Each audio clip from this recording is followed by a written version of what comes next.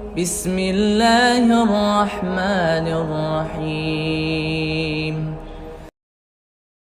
فضائل اعمال پہ زیادہ زیادہ جو کرامتیں ہیں نا، اس پہ یہ اعتراض کیا جا سکتا ہے کہ بھئی ان کی سند مستند نہیں ہے۔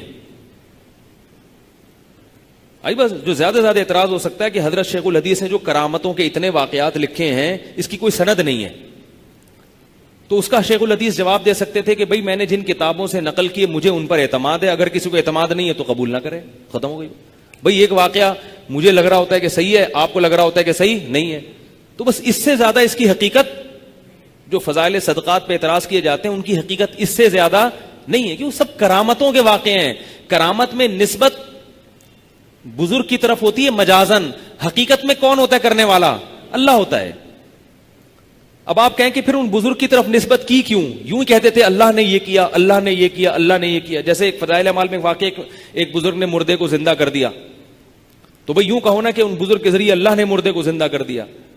تو فضائل اعمال میں ان بزرگ کی طرف نسبت اس لیے ہے کہ یہ نسبت مجازی کہلاتی ہے، اور یہ نسبتیں قرآن میں بھی ہیں۔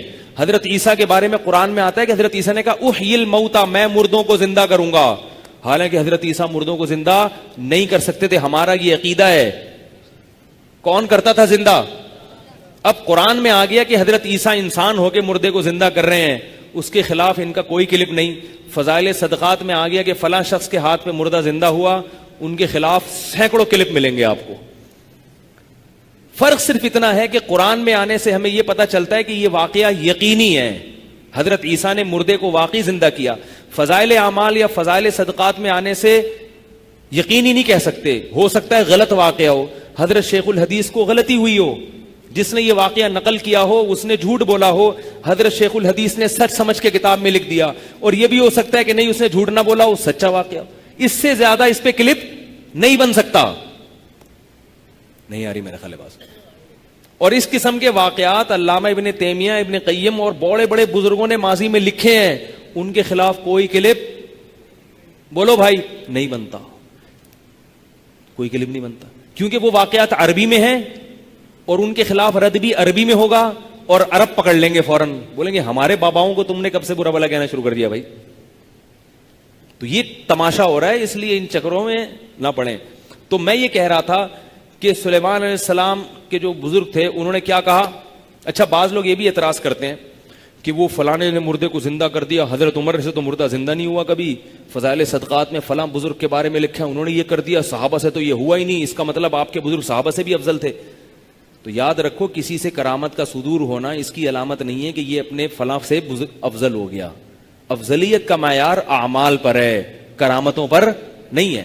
اب دیکھو سلیمان علیہ السلام خود نہیں لا سکے وہاں سے تخت، حالانکہ وہ نبی ہیں، پبلک سے کہہ رہے ہیں، ٹھیک ہے نا بھائی، یار کوئی ہے ذرا کوئی تو لا کے دکھائے یار۔ پبلک کہہ سکتی تھی حضرت آپ پیغمبر ہیں، آپ کے تخت ہواؤں میں اڑ رہے ہیں، آپ جنات سے گپ شپ لگا رہے ہیں، آپ پرندوں کی بولیاں سمجھ رہے ہیں، تو وہ کہیں گے بھائی جتنا اللہ کر رہا ہے وہ کر رہا ہے، باقی مجھے اللہ نے یہ نہیں کہا کہ میں یہ بھی کر دوں گا۔ ہو سکتا ہے تم میں سے کسی کو اللہ نے الہام کیا ہو کہ وہ اللہ اس کے ساتھ یہ کرامت کر دے گا۔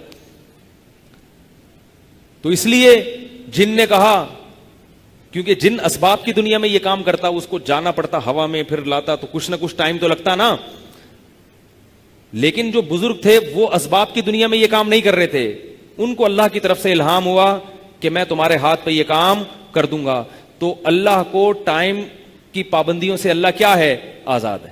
تو جتنا ان بزرگ کو کہنے میں ٹائم لگا نا کہ تخت لا کے دکھاؤں، اتنا ٹائم تو لگا، جیسے ہی جملہ مکمل ہوا کیا میں تخت حاضر نہ کروں؟ آپ کی پلک جھپکنے سے پہلے کی یا پہ جب بڑی یہ پہ جب پہنچے ہیں تخت سامنے حاضر۔ کیونکہ قرآن کے الفاظ کیا ہیں؟ قال الذی عنده علم من الکتاب، اللہ فرماتے جس کے پاس زبور کا علم تھا، بزرگ تھے، انہوں نے کہا انا آتی کبھی، میں وہ تخت آپ کے پاس لے کر آؤں گا، قبل ان یرتد الیک طرفک، آپ کی پلک جھپکنے سے پہلے۔ فلما رآہ مستقرا، سلیمان علیہ السلام کو ابھی کوئی تبصرہ کرنے کا موقع ہی نہیں ملا کہ بھئی کیسے یا اچھا ہاں ہوں نا۔ فلما رآہ، اللہ فرماتے ہیں سلیمان نے اس کو اپنے پاس جب دیکھا، یہ رکھا ہوا ہے سامنے، ٹھیک ہے نا، قال ھذا من فضل ربی، فرمائیے میرے رب کا فضل ہے۔ اب دیکھو جو میں دعویٰ کر رہا ہوں نا، سب دعووں کی دلیل اس آیت میں موجود ہے. وہ بزرگ کہہ رہے ہیں میں لے کر آؤں گا، اور سلیمان کیا کہہ رہے ہیں؟ یہ اللہ کا فضل ہے. حضرت سلیمان سمجھتے تھے کہ یہ نہیں لے کر آئے، کون لایا ہے؟ اللہ. لیکن حضرت سلیمان نے اس کو یہ بھی نہیں کہا ان بزرگ کو کہ جب اللہ لا رہا ہے تو تم یہ کیوں کہہ رہے ہو کہ میں لے کر آؤں گا؟ تمہیں تو یہ کہنا چاہیے تھا کہ کون لائے گا؟ اللہ. بھائی اس لیے کہ وہ جو کہہ رہے ہیں میں لے کر آؤں گا تو مطلب لائے گا اللہ. ہاتھ کس کا ہوگا؟ میرا استعمال ہوگا، آرڈر میرا استعمال ہوگا، زبان میری چلے گی. بھائی آ جا، کچھ بولا ہوگا انہوں نے، آ جا، وہ طاقت آ گیا. تو فضائل صدقات یا فضائل اعمال میں بھی جن بزرگوں کی طرف نسبتیں، مردہ زندہ کر دیا، یہ کر دیا، وہ کشتی یہاں سے اٹھا کے وہاں لگا دی، ایسی ایسی چیزیں ہمارے اکابر کی کتابوں سے نکال کے ان پہ کفر کے فتوے لگاتے ہیں. تو وہ ساری ان سب کا تعلق کرامات کے قبیل سے ہے.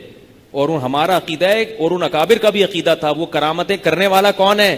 اللہ. نسبت کس کی طرف ہو رہی ہے ان بزرگ کی؟ وہ مجازی نسبت ہے، مجازی، حقیقی نہیں ہے. حقیقت میں ہمارا یہ عقیدہ نہیں ہے کہ یہ ان بزرگوں نے کیا، کر نہیں سکتے. انبیاء معجزہ نہیں کر سکتے تو بزرگ کرامتیں کہاں سے کر سکتے ہیں؟ نبی چاند کے ٹکڑے نہیں کر سکتے، اللہ نے کیے ہیں. تو جب نبی نہیں کر سکتے تو حضرت عیسیٰ مردے کو زندہ نہیں کر سکتے تو بزرگ کہاں سے کر سکتے ہیں؟ آئی بات سمجھ میں؟ تو میں یہ کہہ رہا تھا کہ ابھی جو میں نے تبارک الذی والی آیت پڑھی ہے، بہو اعلی کل شیء قدیر، اللہ کیا فرماتا ہے؟ میں ہر چیز پر قادر ہوں. تو بعض لوگوں نے حضرت سلیمان علیہ السلام کا انکار کیا کہ 100 بیویوں سے ہم بستری نہیں ہو سکتی ایک رات میں، لہٰذا انہوں نے بخاری کی حدیث کا انکار کر دیا. ٹھیک ہے نا؟ جیسے کہ مولانا مودودی نے انکار کیا. اور اسی طرح بعض لوگوں نے کیا کیا؟ معراج کا انکار کر دیا، جیسے غامدی صاحب نے انکار کر دیا کہ بھئی ٹھیک ہے، وہ انہوں نے یہ نہیں کہا، انہوں نے دلائل کے تانے بانے ملائے، لیکن انکار کی جو بیس ہے وہ کیا ہے؟ وہ یہی ہے. سر سید احمد خان نے جنات کا انکار کر دیا، جناب سر سید احمد خان نے، وہ بھی کہنے عقل میں نہیں آتا. تو اللہ کی قدرت پر اگر ایمان لے آؤ گے تو اللہ جو کہے گا وہ ماننا پڑے گا.